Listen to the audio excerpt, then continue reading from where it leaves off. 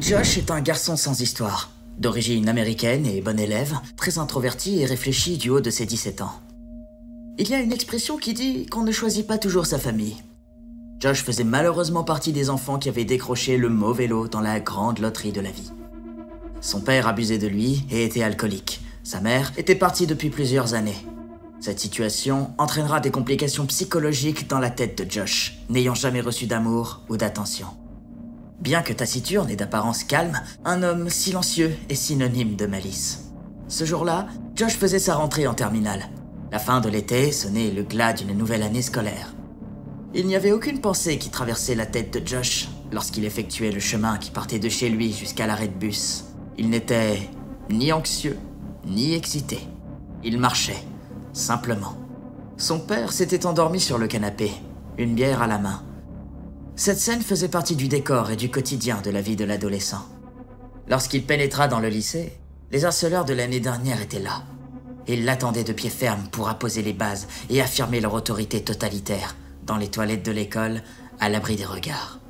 Cela aussi ne changerait pas pour Josh cette année. Ce n'était qu'une habitude de plus dans son quotidien.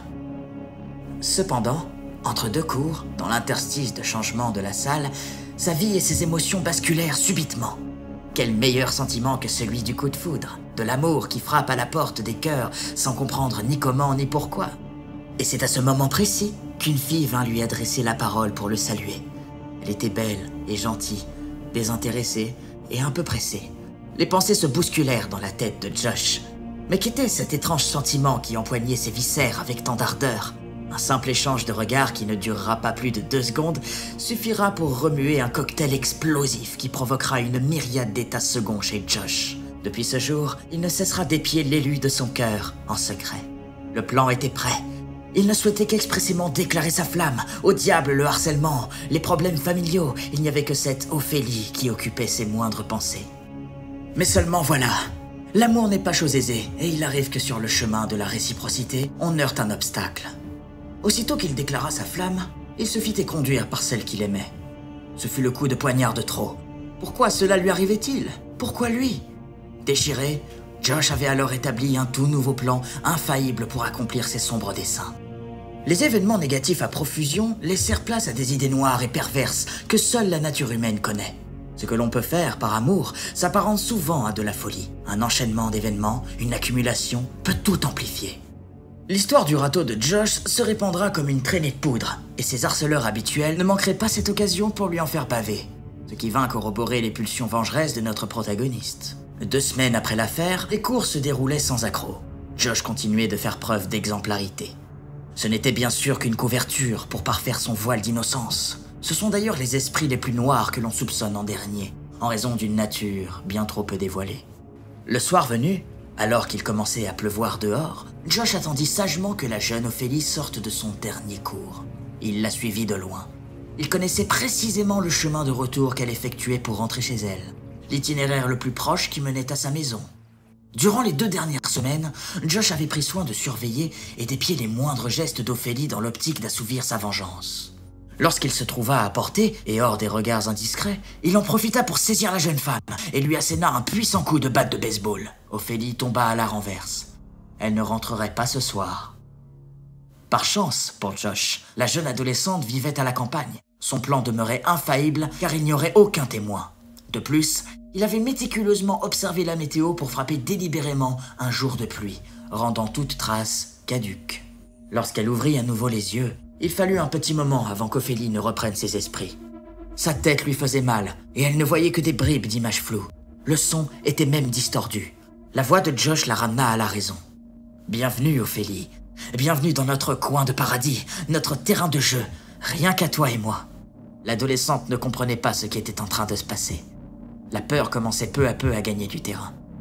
La scène était à s'y tromper similaire au cliché du kidnapping que l'on pouvait voir dans les films. Sauf que là, c'était bien réel. Les poignets d'Ophélie étaient retenues par le biais de cordes solides. Elle se trouvait dans une sorte d'ancienne bâtisse abandonnée au cœur de la campagne. On pouvait entendre des cigales chanter dehors. « Qu'est-ce que tu comptes faire de moi, sale enfoiré? Tiens, tu t'es réveillé. » Voilà qui devient intéressant. Josh marqua un temps de pause, pendant que, le dos tourné, il fouillait dans une caisse pleine d'outils en tout genre. « Vois-tu, Ophélie? Je vais te raconter une histoire. Une histoire dont tu reconnaîtras peut-être les influences. Il était une fois une jeune femme et un jeune homme qui devaient être unis. Seul l'amour qu'avait ce jeune homme pour cette jeune femme comptait. Mais hélas, la belle demoiselle ne comprenait pas l'objet de son engouement pour elle. Et comme elle avait toujours été une fille gâtée, incapable de réaliser la valeur des sentiments, le jeune homme se mit très fortement en colère. Elle ne savait pas qu'elle avait brisé son cœur et ses rêves de vie commune avec lui. Mais ce n'était rien, ça ne durerait pas. Le garçon allait remettre de l'ordre dans cette histoire et faire comprendre à l'élu de son cœur comment se comporter. Il était évident qu'essayer de rassurer Josh demeurait risqué, voire impossible. Il n'est pas chose aisée que de ramener un homme à la raison lorsqu'une telle folie subsiste. Il était déjà trop tard. Josh possédait tous les comportements si reconnaissables qui caractérisent un puissant trouble affectif. Ophélie commençait d'ailleurs à cerner cela et s'apprêtait à tout faire pour ne pas le vexer davantage. Il fallait rentrer dans son jeu si elle voulait avoir un espoir de s'en sortir vivante, car il serait plus que probable qu'elle soit éliminée tôt ou tard.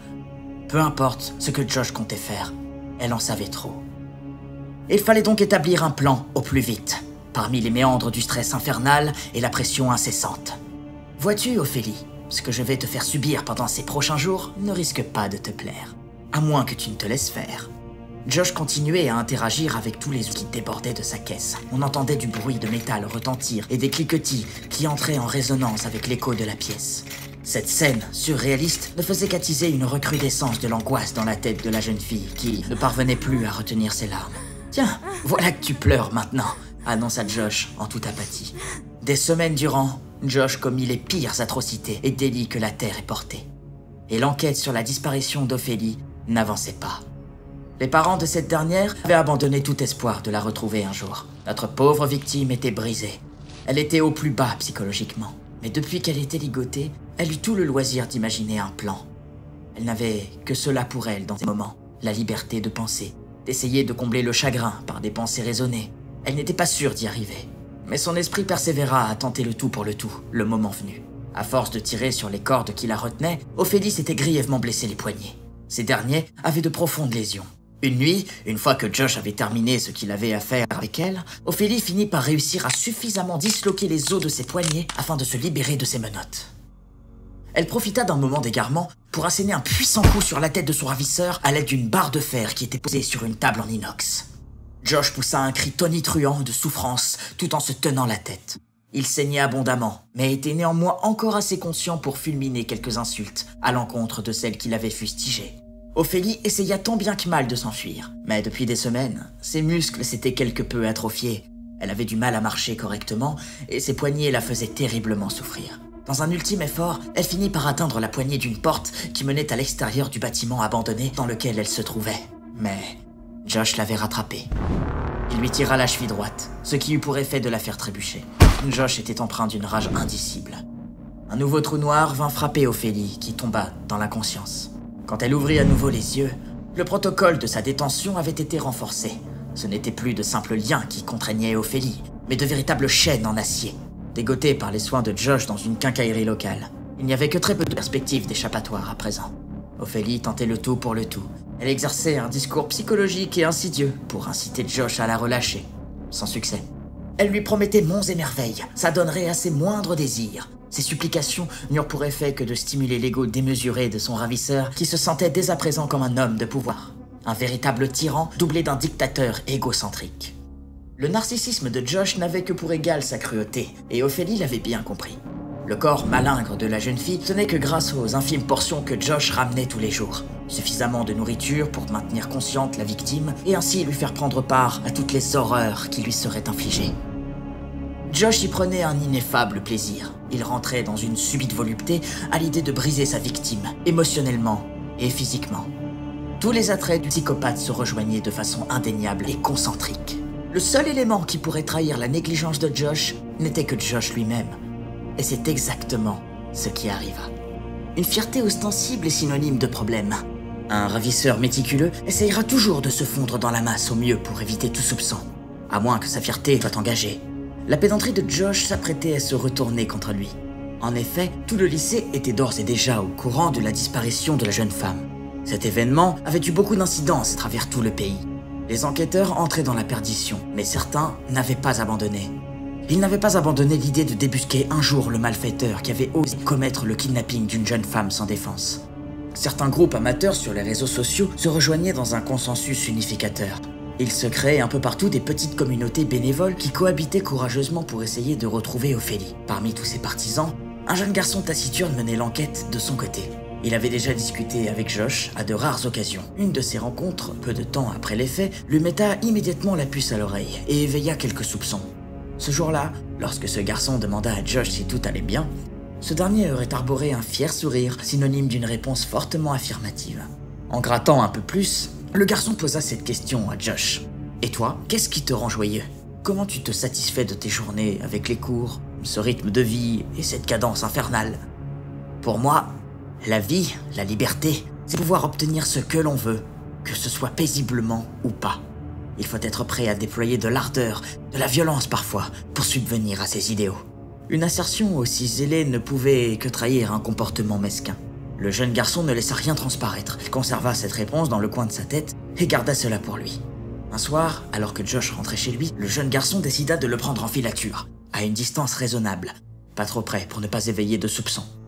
Il est fort inhabituel pour un étudiant qui rentre chez lui après les cours en sortant du bus d'emprunter un sentier forestier. Mais cela l'est d'autant plus lorsque l'on quitte l'entrée de ce sentier pour tracer une diagonale au travers de la forêt. C'est comme si Josh, sous l'inattention et un excès de confiance en lui, avait révélé l'endroit si fatidique de ses méfaits. N'importe quel randonneur aurait pu se trouver à proximité et entendre les cris de douleur désespérés d'Ophélie à travers l'écho de la forêt. Mais il n'en était rien. Et ce jour-là, le jeune garçon comprit l'objet de toute la supercherie. Un endroit égaré, un plan bien ficelé, des preuves fermement effacées. Après un ultime calvaire, la police se rendit sur place. Josh fut immédiatement intercepté, plaqué au sol et menotté. Mais il était déjà trop tard. Ophélie avait succombé à ses blessures à 19h32. L'affaire fut le tour du monde. Josh croupit toujours à l'heure actuelle dans une maison de redressement pour mineurs et dispose d'un suivi psychologique intense et draconien. On parle bien souvent du bonheur et de ce qu'est l'amour et de la liberté. Mais on sous-estime à bien des égards l'aspect si sombre de l'amour, qui peut transformer le cœur d'un homme en une tempête tumultueuse, faisant chavirer le navire de nos émotions. Ne sous-estimez jamais le pouvoir cinglant de l'amour, car il n'y a peut-être en ce monde rien de meilleur et de pire à la fois.